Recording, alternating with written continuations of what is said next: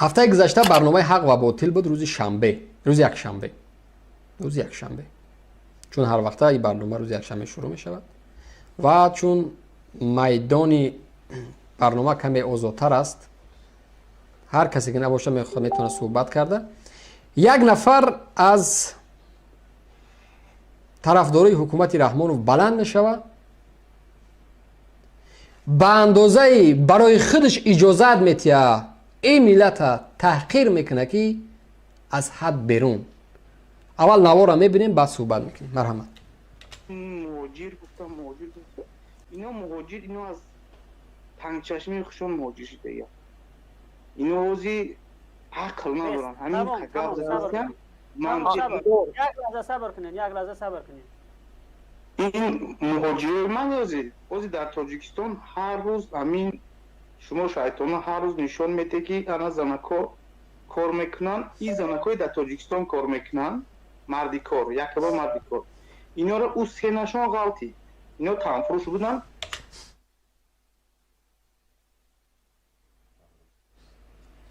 ҳолӣ бигзорем, ман дар нуқта зиёд суҳбат кардани ҳастам. дар ин корро пасонтар қабул мекунем. ман дар ин нуқта воқеан сахт имрӯз гап мезанам. занҳое ки дар бозорҳои Тоҷикистон, ман марди корбозор да ибораи мард ёдам мебиёд, аммо занди корбозорш бигӯ мера. занҳое ки дар бозор мера мешинанд, ба хотире ки ҳукумат масъулияти худша анҷом дода наметавонад, бечора барои мазлум аст, ба хотири фарзандш меравад, рӯз то бегоҳ аробакашӣ мекунад, рӯз то бегоҳ раҳрӯбӣ мекунад, рӯз то бегоҳ хишт мерезад, чӣ кор мекунад? Кор мекунад як маблағе. инаи бехирадо, инаи сагои дарборӣ, инаи авбошо ӯ занҳоро меган фоҳишанд. хуб диққат кунед мардум, хуб диққат кунед ки чӣ қадар имрӯз барои худшон ё иҷозат метиҳанд ки мо шуморо таҳқир бикунанд. ва ӯ мардои муҳоҷир, 2 миллион муҳоҷире ки мо шумо дар Русия ҳастем, шумо аз тангчашмӣ мега, шумо аз бесаводӣ, шумо аз бефарҳангӣ, аз беилмӣ муҳоҷир шудагин. шумо ба касе дар кор нестен ва нахоҳем буд. хуб диққат кунед мардум. агар ки замоне ки моро таҳқир мекарданд, моро дашно мекарданд, моро гапи қабеҳ мегуфтанд, модарову падарои моро таҳқир мекарданд, дашно мекарданд, мо медоништем роҳ чунин аст. даҳон боз намекардем, хомӯш меистодем, чун мегуфтем бале рақиби мо як рақиби номард аст, ҳама кора мекунад. дар ҳеҷ ҷо даъво намекардем ки мардум моро ё таҳқир мекарданд, чун мо медонистем.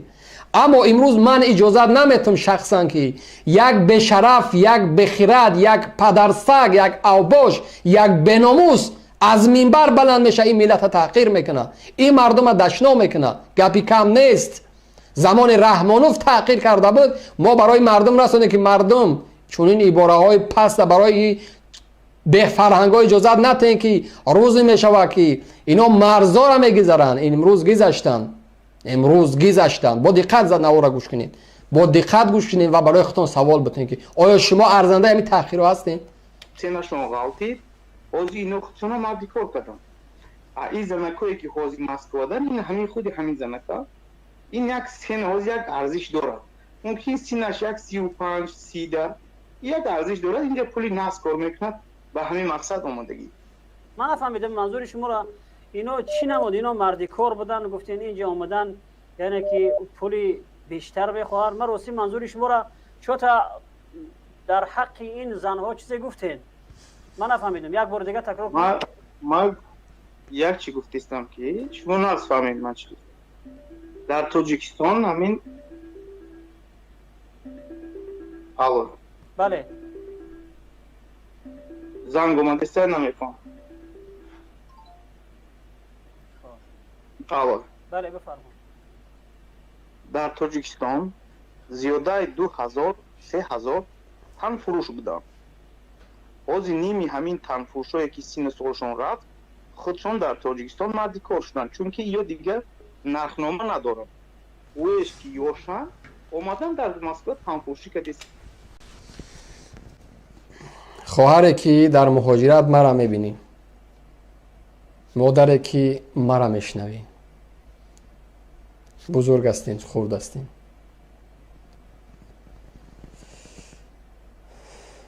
واقعا سخت است در حق شما چنین تحقیر کردن.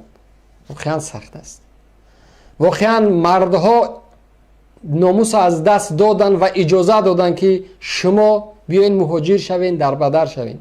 اما اینا انتظار نبودن روزی است میشوه که یک گروه بلند میشه در برابر این قدر سختی باز هم اونها رو تحقیر و دشنام میکنن. زنهایی که با دقت باشین که چی میگن، زنهایی که در تاجیکستان مردی کارن، تن فروشن، کسانی که مبلغ زیادتر میخواهند در روسیه رفتگی تن فروشی میکنن. قضاوت در دست مردم تاجیکستان است. آیا آماده این که از خودتان دفاع بکنین؟ آماده این که جواب به این بخیرتا بتین؟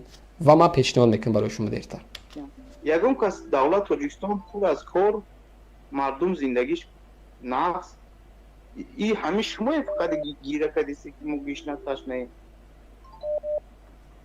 خب شما منظور شما این بود که در اینجا این زنهایی که از تاجیکستان میان در اینجا عذاب میکشن، کار میکنن، اینا به خاطر تنفروشی میآیند؟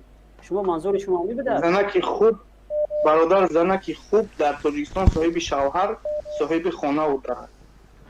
اینا از تاجیکستان یک قدم بر نمی‌آیند. اینا زنکای ناعقل هستند چون که شما را پدر و مادراتون همچون یک گوسفند کلان کرد. چون که پدر و مادرای ما و شما که مهاجرین ما را گویا که یک چارپا، یک گوسفند کلان کرده است. میفهمید ای مردم؟ این نامخته اولاد دور نیست که شما را خرما پوشونا. همین کار یک لحظه این مردم بی‌سواد اینا ازدواج صحیح نکنه. اینا توبه کنه، رحمان و رحمان میبخششون. جناب بسیار انسانی بزرگ است. در آسیا الله گوش که مرا ای بدبخت ما را الله میبخشه، ما را رحمان نه، ما الله داریم، ما به الله تکیه میکنیم. در مجو به ناموس خیگاب نزد یک کمبغلی تو با کی در کنی تو گاب نزن. تو میگی کی ما در کی در کنم؟ تو گاب نزن. البوش بی‌سواد جمع شده نمیدونین که چی بگی. یکم منطق گپ دارن که جواب بدین. کجای گپ منطق است؟ ما برای ما را بگو که چرا که یکی از همون فرزندهای نه رئیسای جماعت، چرا اونها مهاجر نمیشوند؟ چرا فقط مردم عادی مهاجر میشوند؟ چون که پول رو استفاده بردنش خوب میدون. کی؟ همین هر کسی که چون که دزدی را خوب میدونن. پول جمع کردنش 2 میلیون مهاجر داری، 2 میلیون مهاجر رو سرش به تنش نمیارزه. این 2 میلیون مهاجری تو با کی در کار؟ دیدین جوابا؟ دیدین که با یک امید وقتی که حکومتی ما یک حکومتی نو بود گفتیم، پدرای ما البته اشتباه کردن که یا را گذاشتن به حال خودشون، نو اومدن از کوهاف رو اومدن نادیده بدن، تپک از علف فرقی نمیکردن، اومدن راهبر شدن. چون مردم ما مردم پاک دل بود، صاف بود، تازه بود، ساده بود، گفت که اینا بگذار نو اومدگی یعنی بیابان گردو، ما نشان راهبری کنن، بیا ما بریم در روسیه کار کنیم یا تا جامعه ما را آباد بکنن. اما در او فکر نبودن که این مارها اژدها رو میشوند، از خیابان ها صدها کسی دیگر را میارند و سگهای را در مقابل ما بلند میکنن که ما و شما را دشنا میکنن، تحقیر میکنن، بناموس میگن. لیکن هیچ که جواب نمیتیه. این فکر را نداشتن. از نسل به نسل آمد. زمان مردها بود، فرزنداشون آمدن، امروز نویرهاشون مهاجرند. زنها آمدن، مادراشون آوردن، خواهراشون آوردن، همه مهاجر شدن. بعد از این که ما و شما مهاجر شدیم، یک عضوی ناکاره، یک عضوی بگیم برای این حکومت نالایق شدیم. یعنی که 2 میلیون مهاجر با کی در کاری میگه؟ مردم 2 میلیون مهاجری که 40-45 تا 50% بودجه کشور غنی میگردونن، امروز ما را دشنا میگن. شما با کی در کار میگن؟ در پیش در اجنبی بریم پال بشوین، بریم دست سردی کار بگن. شما با کسی در کار نیستین. میفهمین؟ بارها هر وقتی که من تحقیر میشنوم، من هم شری لایق لسر رو میبیو که گویم از آن که دو سه به طرف به شرف بسرم سنگ ببارن که من دم نزنم. وقتی که مرا میگن من پروای را ندارم چون من راه میدونم. ما را وقتی دعوا میگن ما میدونیم راهمون، اما ما اجازه نمیتم این ملت را دشنام بکنن. ما اجازه نمیتم زنهای ما را، خواهرای ما را، مادرای ما را این طبقه و باشا برن دشنام بکنن.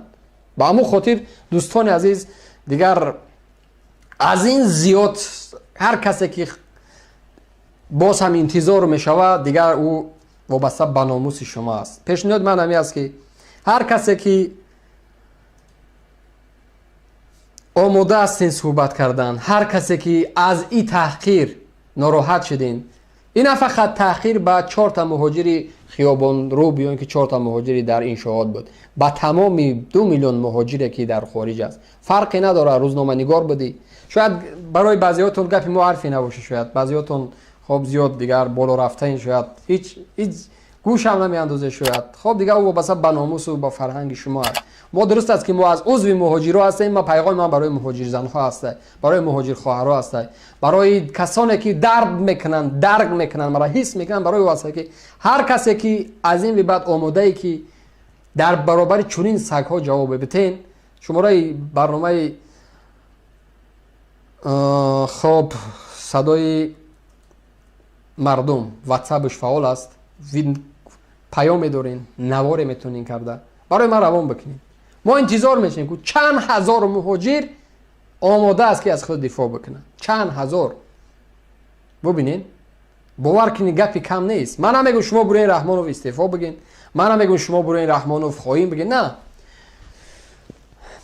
بنده همچون یک شهروند جمهوری تاجیکستان از حکومت رحمانوف خواهش میکنم که ای کسانی که راهبر هستین طلب میکنم، البته من خواهش کو کنار بونین، طلب میکنم، اما شما میتونین خواهش از امر هر چی که میکنم، من طلب میکنم که ای کسی که راهبر هستین، مسئول این فابریکا و این سگ‌ها و اوباشا هستین، جلو اینا را بگیرین. این احمق‌ها و اوباشاتونه لجاماشون بکشین، وگرنه من اهل تهدید نیستم. من از عضو نیستم که تهدید بکنم کسی را بترسونم. تاریخی را اثبات کرده است که وگرنه روز میشود که این مردم، مادر این مردم، زن این مردم، خواهر این ملت بلند میشود در پیش فرزندات شما را پاره پاره میکنه. خوب گوش اندازین، خوب فکر کنین که چی است اصل مسئله، که شما الکی برای خودتان اجازه دادگین که 2 میلیون و 3 میلیون تحقیر بکنین، برای خودتان اجازه دادگین که اون مادر که با دستای نازک زنانش میره و عرابه میکشه فرزندش میخورونه تحقیر بکنین.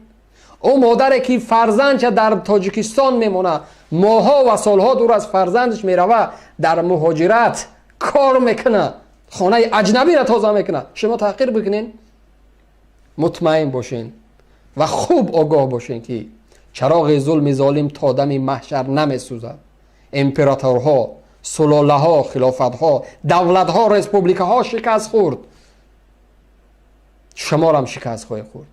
ولی این طبقه نامردا، این طبقه زن صفت ها، احمق های بناموس در نزد قانون و بالاخره در نزد پروردگار جواب خواهید داد.